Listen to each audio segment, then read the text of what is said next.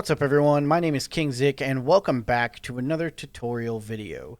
Today, I'm going to be showing you how to make a completely automated mega furnace system. These are going to be the items that you're going to be working with today to complete this tutorial from start to finish. I recommend pausing the screen right now so you can collect all of the items that you need before starting this. This is a pretty big project and it is going to take a little while. The space that we'll be working with today is 14 blocks across with 20 blocks long, and the height will be 8 blocks with the floor level sitting at block 6. We're going to start by making the floor that you'll be standing on, which is a 4x4 platform. Starting from the corner, we're going to go over 6 blocks. 1, 2, 3, 4, 5, 6. Place a block. You're going to build up 6 blocks, so that's 1, 2, 3, 4, 5, 6. Go ahead and break the 5 blocks under this. This is where we will make our 4x4 floor. From this single block that you have, you're going to go to the right side of it and you're going to go 2, 3, 4. 2, 3, 4. And this will be your 4x4 platform. Now that your floor is done, we are going to set up the droppers and furnaces. From the side, you're going to go 6 blocks down, 1, 2, 3, 4, 5, 6, and 7 blocks in. 1, 2, 3, 4, 5, 6, 7. Your 7th and 8th block are going to be where your furnace and dropper system starts. From this point, go ahead and place 2 temporary blocks on top of each one of those blocks and break out the bottom 2. Now, while recording this video, I have noticed that I cannot actually place the dropper properly, so I will be having to remove these two to actually place the dropper facing downward on each one of those blocks. Once you have your droppers facing downwards, you can go ahead and break the 2 blocks on top of it and place a hopper going down into each one of the droppers. Once the hoppers are in, you can place the furnaces on top of the hoppers like so. Once your first furnaces are placed, go ahead and squat place your remaining 7 furnaces on each side.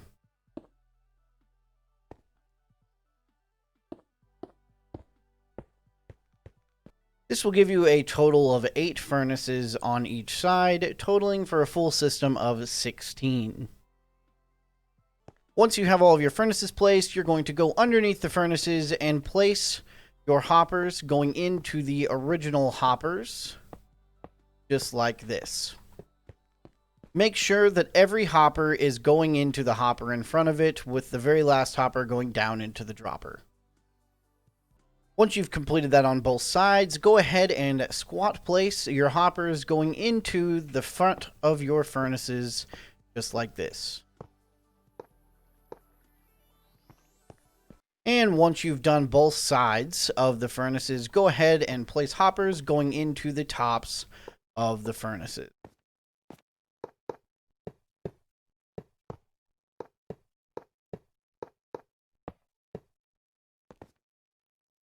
Once all of your hoppers are in place, come back over to your platform where the hoppers begin and place a block in front of the first 2 hoppers. After you've placed the 2 blocks by the platform, go to the opposite side and place 2 blocks on the other side, just like this. Now it's time to set up the rails. Depending on the direction in which you set the furnace up, your rails may be more difficult. Place your 16 powered rails on the hoppers. I recommend, if you don't know the direction you're facing, to add some temporary blocks to extend the rails on one side to avoid any problems. Make sure you are squat clicking or squat placing when placing rails on hoppers. Once you get to this point, you may notice that depending on your direction, you may not be able to place the rail here without it connecting to this rail here, as mine does. To avoid this situation from happening, you're just going to want to go ahead and place your detector rail, which is going to be the rail on this portion right here, and 2 more detector rails connected to that. That will actually set up our system so that as we continue this on, we can connect all of the detector rails and nothing will connect to each other. When you have it placed, go ahead and break the remaining rails. At this point, you should have something that looks like this. Where your detector rails sit is where your input chest is going to go. You're going to want to spot place your chest on top of the detector rails. On your 4x4 platform, place 2 trapdoors in front of your chest, like this. This will stop your minecarts from glitching through the crack as they come back underneath the chest. You can also use slabs as well for this. I just tend to think trapdoors look better. To finish up the rail section, we are going to go ahead and place 2 blocks on the back side, just like this. These will act as the stop blocks, which will keep the minecarts going back and forth as long as the rails are powered. Next, we're going to set up the simple overflow protection for your bamboo. You're going to go back to the first 2 bottom hoppers and crouch place chests on them just like this.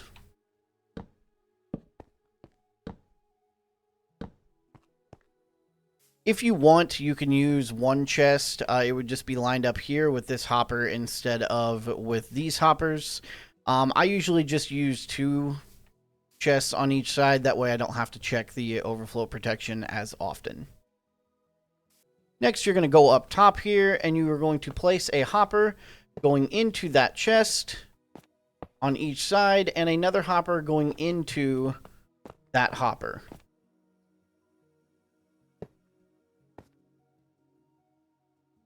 Your hoppers should look something like this.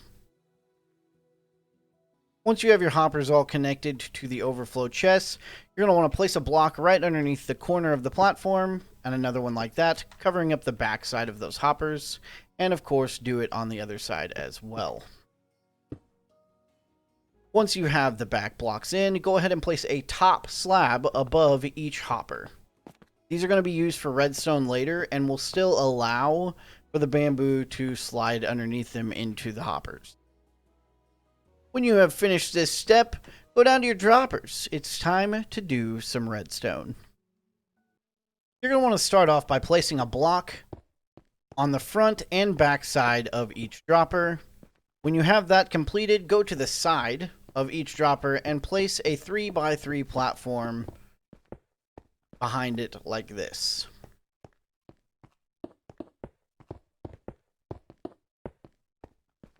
When you have your 3x3 platform completed, you're going to want to take your redstone comparator and place one going out of the dropper like so, followed by a redstone repeater, followed by a block.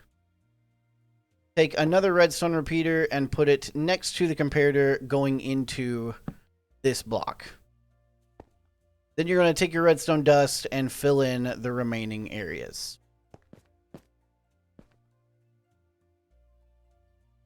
When you're done, you should have something that looks like this. Make sure you do this on the other side as well. The redstone repeater going into the block that is underneath the second hopper. Next, grab your blue or packed ice and place 8 on each side next to the hoppers, starting with the hopper that has the powered rail on it.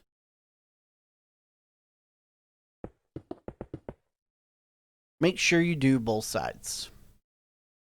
When you're done, it should look like this. Now let's move on to some more redstone. Place a block next to the first blue ice. If your last step was done properly, it should make the back block of the 3x3 platform 3 high. Next, you're going to want to take your redstone comparator and put it on that block coming out of the ice. Then a block. Temporary block behind it. Block under it. Break the temporary block. Block underneath with redstone dust on top. Temporary block here. Block here. Break that. Redstone repeater coming out of this block. Block there. Block there with redstone dust coming out. When you're done, you should have something that looks like this. Once you're at this point, go ahead and place a block next to the block that has a comparator on it. A redstone block next to that, like this. And a redstone comparator coming out of the redstone block, just like that. This is what will detect when this hopper is full, causing your zero tick farm to shut off. Make sure that before you continue, your comparators look like this, with this one being lit up from the redstone block. Complete it on the other side, and then we'll get started with the next step. Once you have the bottom redstone all set up on each side, we're going to set up the sticky pistons that will be locking and unlocking the mine carts in place. Go over to your slabs that are located above the hoppers, and you're going to want to place 3 blocks coming out of them just like this. 1, 2, 3. Followed by a temporary block with a block above it. Break the temporary block. Redstone torch. Block on top of the redstone torch. Block in front of the redstone torch. And then you're going to want to bring this down another 4 blocks.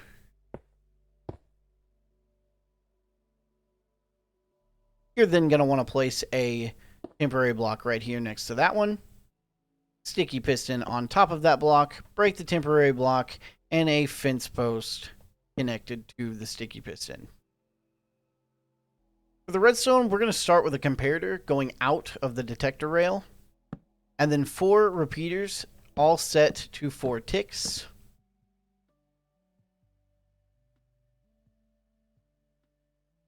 Redstone dust here, followed by 2 repeaters and 2 more pieces of redstone dust. If it's set up correctly, the piston should extend. Repeat the redstone on the other side. If done properly, you should have something that looks like this. To finish off the furnace section, go ahead and place a redstone block above each of the powered rails here. And now you can go ahead and place your hopper minecart underneath the chest. Now we're going to be working on the zero tick bamboo farm that is going to be fueling this beautiful furnace system. Go ahead and start from the back of your area. Start from the second block in, third block from the side. Place a sticky piston with a redstone block on its face. Go ahead and place a temporary block behind the piston, block on top of it. Break the temporary block, block next to that one, and you're going to want to bring these 2 blocks down by 5 on each side. Then come around to the front, temporary block, followed by a block. Break the temporary block and bring this line down 5 as well. Repeat this on the opposite side. Starting from the outside of the little platform, you're going to want to take your 4 sticky pistons and place them just like this. There should be a block here that has nothing on it. And on the platform in front, place the 4 sand in front of the pistons. From this point, you're going to want to take your redstone dust, place it next to the last sticky piston, one behind it, and continue the redstone dust behind every sticky piston. Once you've completed that, take a redstone torch on the outside piston and place it like this. Once you have your redstone torch placed on the side of the piston, you're going to want to put a block on top of it, followed by a redstone torch, a block on top of that redstone torch, a block coming out towards the back side of that block, and you're going to want to continue it on for 4 more blocks.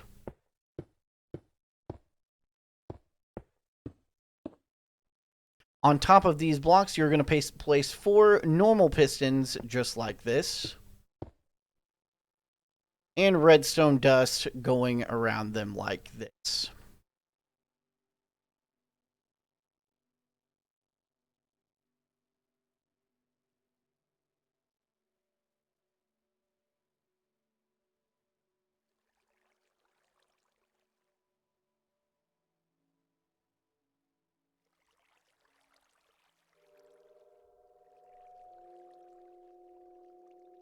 Next, we are going to set up the clock to... Next up, we're going to set up the clock to the bamboo system. You're going to place a block here, temporary block here, break the temporary block in the middle, redstone dust here, repeater facing towards the redstone dust, and a redstone torch right there. This will cause your zero-tick system to start working. We're going to take a lever and we're going to put it on the block above the torch that is flashing and flick it to turn it off. Turned off, everything should be fully extended just like this. From this point, it is probably a good idea to go ahead and replicate what you've done on your other side. Once you've repeated the steps on the other side to this point, we're going to come back over and we're going to place 2 sand on top of each sticky piston arm. Now that your zero-tick farm is built, we need to connect everything. Come to your last hopper, place a block right after it on both sides. Then you're going to come to the back and place 4 blocks coming out of the bottom block on each side.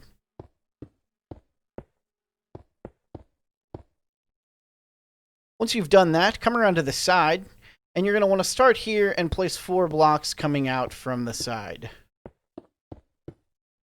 Make sure you do this on both sides.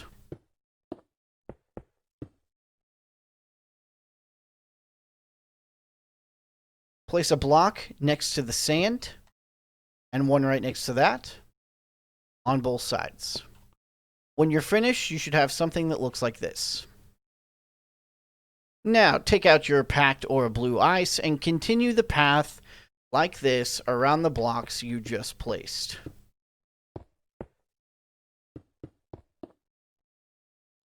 Again, make sure you do this on both sides. Once you have placed your ice on both sides, place a block on the other side of the sand and follow the ice path along. This will keep all of the water that will be added later inside on the ice path. Now that your ice path is completely enclosed, you're going to place your 3 cakes on the last 2 hoppers and on the single block behind them. You're then going to place glass panes on the rest of the hoppers in the row. Next, you're going to place your water in signs. Start off with placing your water on the ice in front of the inside piston.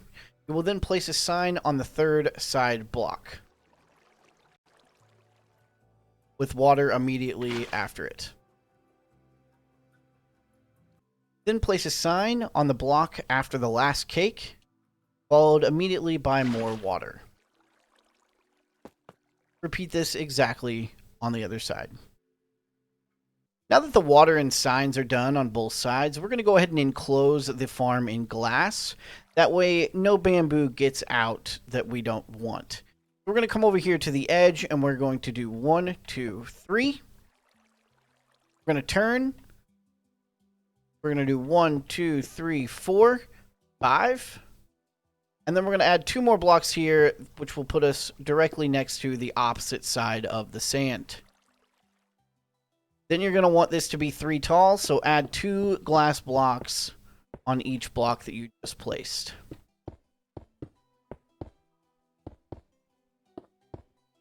Before you close this off, go ahead and go inside and place your 4 bamboo on the sand.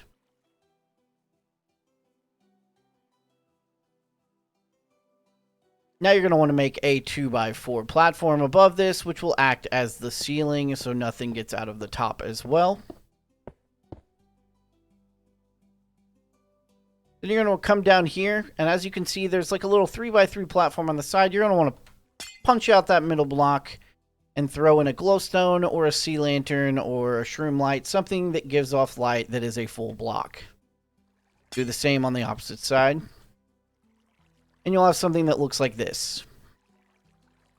Now go ahead and complete it on the opposite side, and we are almost done.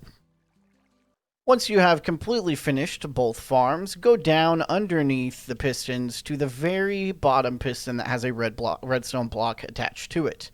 These redstone blocks attached to pistons will actually be what powers the clock connected to the zero-tick system off and on. We will not be keeping the levers. If you keep the levers on here, this system will not work, and it will only make fuel or stop making fuel when you switch the levers. So make sure before you get started working with this, you remove the levers.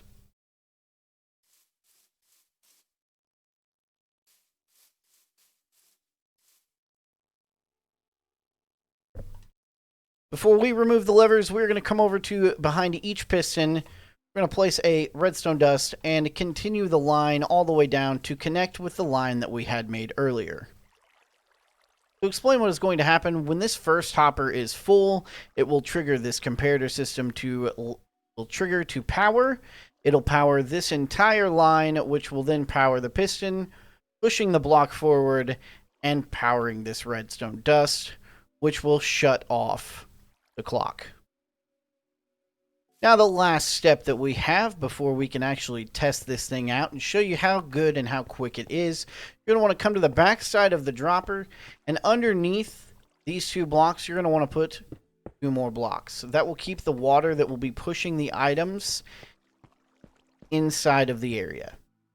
Then you're going to want to take glass. You can do this with anything other than glass. I like to use glass though for this because we're going to be removing these 2 blocks here. Placing a chest with 2 hoppers and completing it like this and this over the chest. That way no water escapes and we can still open the chest. Place water on the back like that, and now everything that ticks down into the water will end up in this chest. This system can be hooked up to a water elevator system that will deliver your items wherever you want.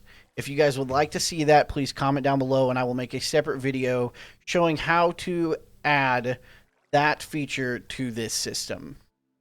Now that you have everything built, everything connected, everything looking beautiful, it's time to turn this on and start making bamboo. By removing both levers, we now are starting to create bamboo.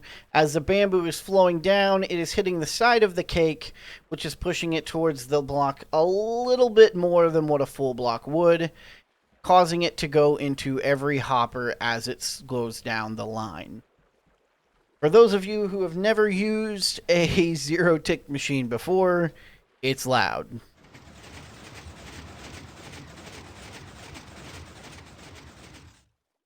I do not recommend leaving the chunk while you're cooking a big order.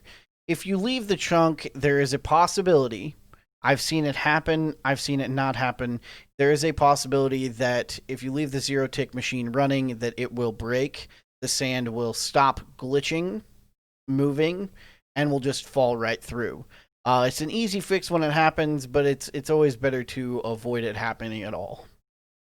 Now, because this is loud and terrible, we're going to go ahead and throw bamboo in all of these hoppers, leaving just a little bit for it to fill so you guys can see that once the last hopper is full, that it does in fact shut off.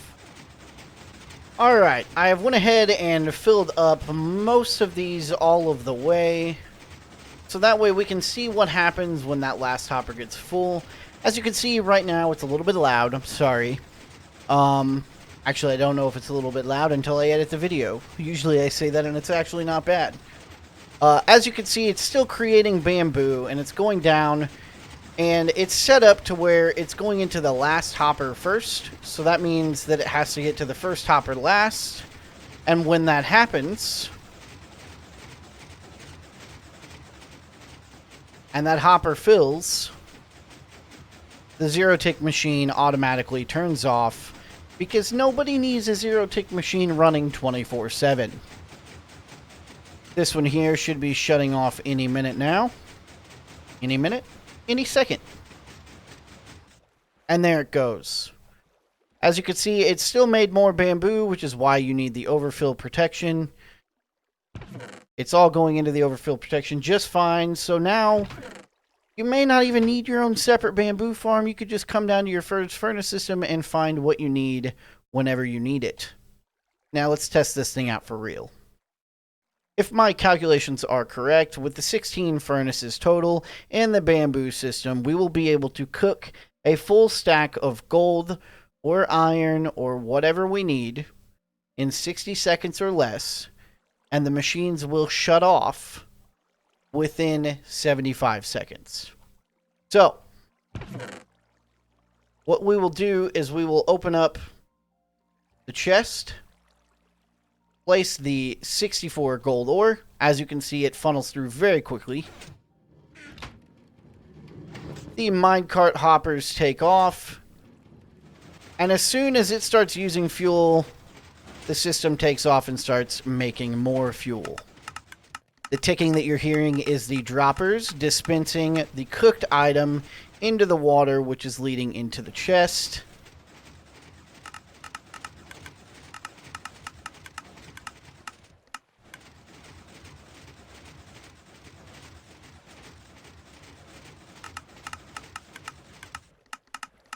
And in just a matter of about 30 seconds now, we have 44 gold. And it's still kicking out more and more. This thing has the ability to do a stack per minute, meaning you could do an entire double chest in whatever that math is.